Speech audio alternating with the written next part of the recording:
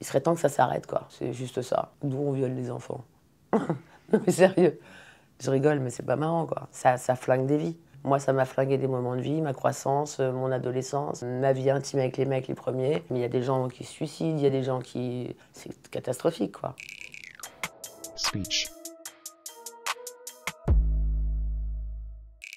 Toutes les vacances, les grandes vacances d'été, ma mère était sur le plateau d'RMC, c'était une hôtesse. Elle se démerdait comme elle pouvait pour gagner de l'argent, donc elle nous laissait pendant les 2 mois de vacances avec ma grand-mère et mon oncle chez mon monsieur qui m'a élevé, que je considère comme mon père, mais qui n'était pas là. Et ben, de 6 ans à 16 ans, j'ai été tripotée par le frère handicapé de ma mère, et qui était monstrueux. Moi j'étais tétanisée, il me faisait peur, il puait, c'était horrible, horrible. Du coup, j'ai souhaité sa mort toute ma jeunesse, jusqu'au jour où j'ai compris qu'en fait le pauvre il était pour rien. Quand on est handicapé et qu'on vous explique pas ce qui est bien et ce qui est mal, après j'en ai voulu à la personne la plus concernée, qui est ma mère, parce que je suis allée la voir, la première fois que ça s'est produit, je suis allée la voir dans la cuisine et je lui ai dit maman, il me touche le zizi dans la forêt. Elle m'a mis une baigne. Elle m'a dit t'es une petite menteuse. Et après elle l'a grillée, je sais plus, 1 an ou 2 ans après.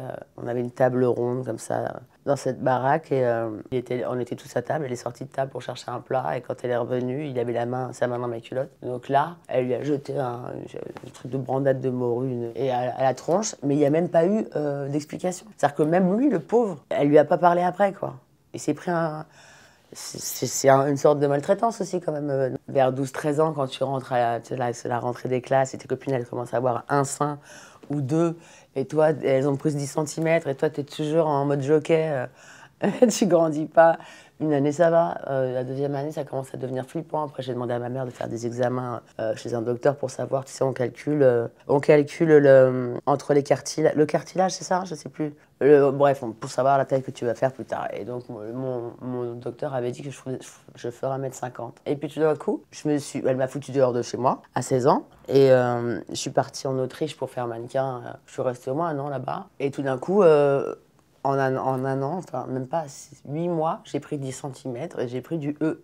C'était hallucinant, c'est comme le cerveau a dit au corps, allez les mecs, on envoie les hormones, c'est bon, elle est en sécurité maintenant. C'est ouf quoi, le corps humain.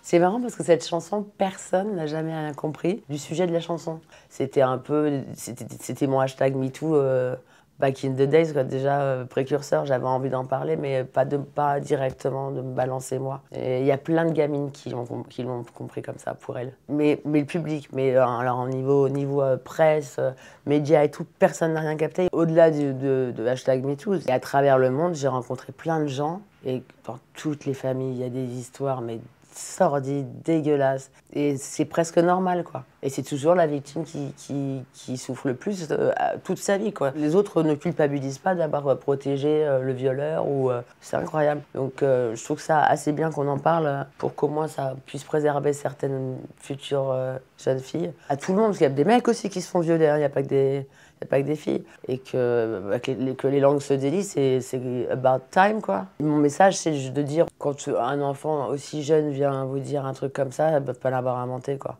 Donc il faut écouter, il faut vérifier l'entourage et être attentif. Il serait temps que ça s'arrête, quoi. C'est juste ça. D'où on viole les enfants. Non mais sérieux. Je rigole, mais c'est pas marrant, quoi. Ça flingue des vies.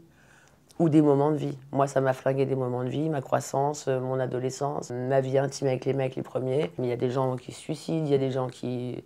C'est catastrophique, quoi. Moi, j'ai posé mon sac de parpaing, je me suis allégée, j'ai vraiment l'impression d'être légère au vent, d'être libre. Et ma résilience, c'est ma liberté, en fait. Il faut prendre soin de soi, quoi. C'est pas parce qu'on a été abîmé ou qu'on nous a fait du mal qu'il faut continuer le cercle vicieux. Moi, je suis dans un cercle vertueux.